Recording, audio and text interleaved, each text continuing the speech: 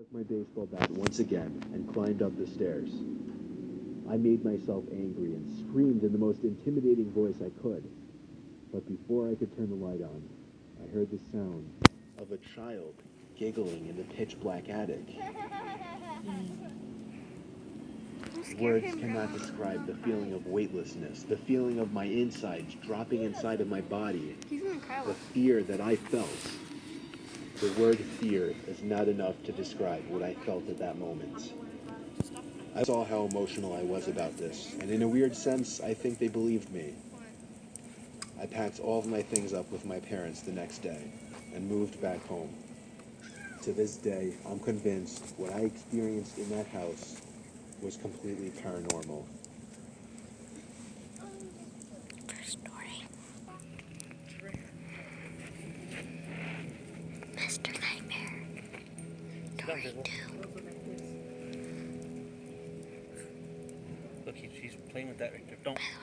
I used to play a lot of hide and seek with my friends when we were young.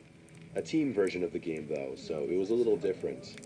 Instead of having a lone seeker who tags anybody, we would have a team of seekers and a team of hiders.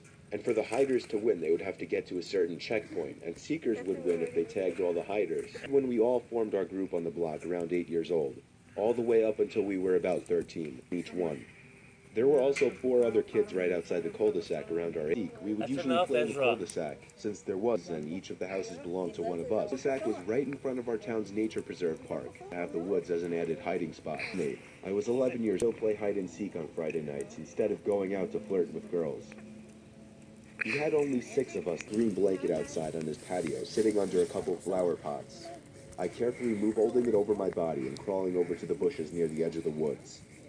Since our houses met the edge of the nature preserve of our backyards, I heard the backyard gate open, so I quickly ran into the woods and knelt down under the green blanket. I would occasionally lift the blanket over my head to see who was there, and eventually I saw one of my friends creeping around the backyard, checking under the table and such. So while they were distracted, I waddled on my knees to the backyard of the next house over, where I could hear the commotion of one of my teammates getting caught. I lifted the blanket over my head to see what was going on, bringing my teammate back outside to the street. No more. The sound of a shoe on freshly fallen leaves and twigs snapped from right behind my ears, and before I could even turn around, I felt 2 hands grab my shoulders with a very strong and tight grip. Out to the street, where I found out that both of my teammates were already out, and the 2 other seekers were already waiting by the street. Out here, who was the one who saw me in the woods? I asked. They all continued to play hide and seek and flashlight tag past this incident up until around the age of 13. Our parents just made us carry flash.